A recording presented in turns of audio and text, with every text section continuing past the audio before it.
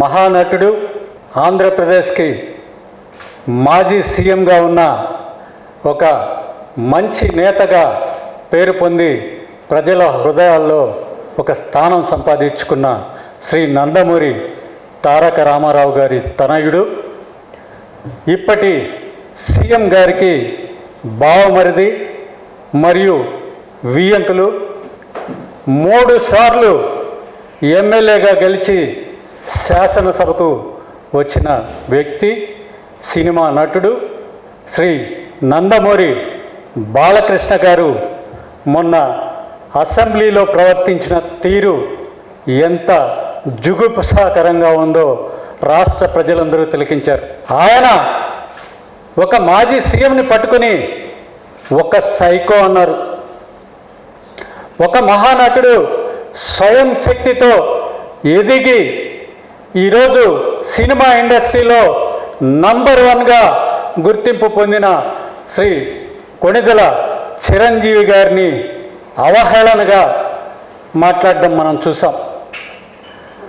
ఆ విషయంలో మా నాయకులు అందరూ మాట్లాడడం జరిగింది.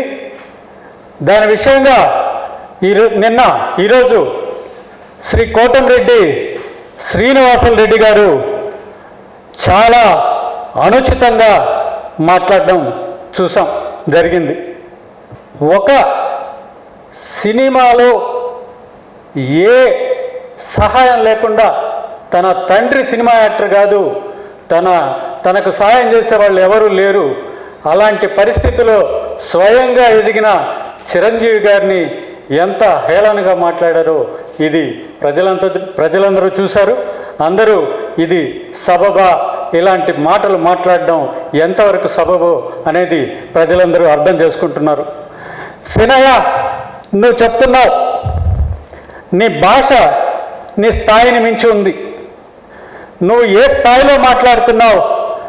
ఒక మాజీ సీఎంని నువ్వు కూడా సైకో అని మాట్లాడుతున్నావు.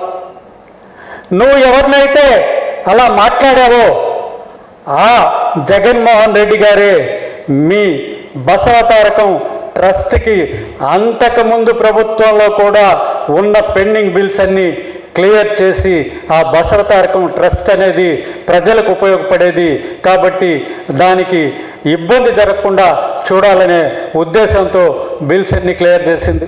అలాగే నువ్వు ఎవరినైతే ఈరోజు భుజాన వేసుకొని మాట్లాడావో ఆ నాయకుడికి సంబంధించిన అఖండ సినిమా కోసం సీఎం అపాయింట్మెంట్ అడిగితే అపాయింట్మెంట్ కూడా అవసరం లేదు, ఆయనకి ఏం కావాలో అది చెయ్యండి అని మంత్రులకి ఆఫీసర్లకి ఆర్డర్ ఇచ్చి దాని ప్రకారం మీ అఖండ సినిమాకి బెనిఫిట్ షోలు అయితే కానీ అలాగే టికెట్ హైక్ చేసుకోవడానికి కానీ పర్మిషన్ ఇచ్చింది ఆయనే.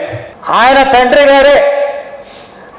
తండ్రి గారే సీఎంగా ఉన్నప్పుడు నువ్వు ఈరోజు భుజాన వేసుకున్న నాయకుడి ఇంట్లో కాల్పులు జరిగితే ఆ విషయంలో కూడా దాన్ని రాజకీయంగా తీసుకోకుండా ఒక మహానేత నందమూరి తారక రామారావు గారి తనయుడు అనే ఉద్దేశంతో ఆ సంఘటన నుంచి బయటకు తీసుకొచ్చింది. ఇవన్నీ మరిచి నీ స్థాయికి తగ్గట్టు కాకుండా నీ స్థాయిని మించి మాట్లాడుతున్నావు సినయ్య.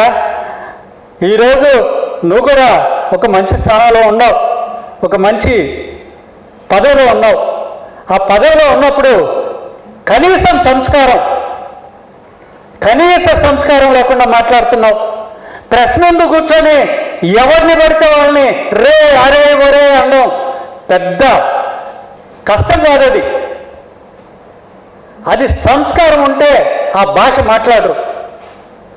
ఆ సంస్కారం లేకుండా నువ్వు ఎలాంటి భాష ఉపయోగపెట్టుకున్నావో ఒక్కసారి నువ్వు మాట్లాడిందే నువ్వు చూసుకో. ఈరోజు కాకాని గోవర్ధన్ రెడ్డి గారిని మాట్లాడావు. కాకాని గోవర్ధన్ రెడ్డి గారి గురించి అందరికీ తెలుసు. ఒక జడ్పీ చైర్మన్గా ఎంత మంచి పరిపాలన ఈ జిల్లాలో అందించారో అందరికీ తెలుసు. ఒక ఎమ్మెల్యేగా ఆయన ఆ నియోజకవర్గంలో ఎన్ని సేవలు చేశారో, ఒక మంత్రిగా ఎంత అభివృద్ధి చేశారో ప్రతి ఒక్కరికి ఈ రాష్ట్రంలో తెలుసు. అలాంటి వారిని కూడా నువ్వు విమర్శించడం అంటే ఏంటి సినయ్య, అది నీ స్థాయికి తగ్గదేనా? అలాగే పేర్ని నాని గారి గురించి మాట్లాడావు. పేర్ని నాని గారు ఆ రోజు సినిమాటోగ్రఫీ మినిస్టర్గా ఉన్నారు. ఆయన అపాయింట్మెంట్, ఆయనతో మాట్లాడడంలో తప్పే ఉంది? తక్కువ అది మాట్లాడడం? ఆయన చెప్పింది నిజం, జరిగిందే చెప్పారు. ఆయన ఆ రోజు నన్ను అడిగి సీఎం గారి అపాయింట్మెంట్ తీసుకోమన్నారని చెప్పారు. దాన్ని కూడా విమర్శించాలా? విమర్శించడం కాదు, మాజీ మంత్రుల్ని పట్టుకొని అరే వరే అని సంబోధించడం అనేది నీ సంస్కారాన్ని ప్రజల్లో తెలియజేస్తుంది.